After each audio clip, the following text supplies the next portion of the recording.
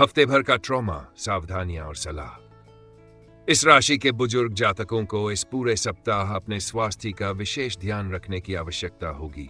इसके लिए सुबह और शाम पार्क में जाएं, लगभग 30 मिनट तक टहले और जितना हो सके धूल भरी जगहों पर जाने से बचें।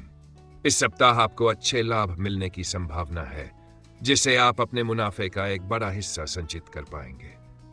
चंद्र राशि से चौथे भाव में स्थित गुरु ग्रह के प्रभाव से आप इस अतिरिक्त धन को किसी रियल एस्टेट प्रोजेक्ट या जमीन जायदाद में निवेश करके अपने भविष्य को सुरक्षित कर सकते हैं। इस सप्ताह आपके व्यक्तिगत जीवन में कई ऐसी परिस्थितियां बनेंगी जब आपको अपने दोस्तों का सहयोग मिलेगा।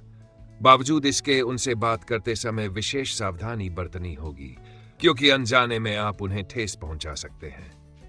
पूरे सप्ताह आपको धैर्यपूर्वक सब कुछ सुनने और समझने की जरूरत होगी, क्योंकि इस समय ऐसा हो सकता है कि आप खुद को सर्वश्रेष्ठ समझें और दूसरों की बातों या सलाह को अधिक महत्व न दें।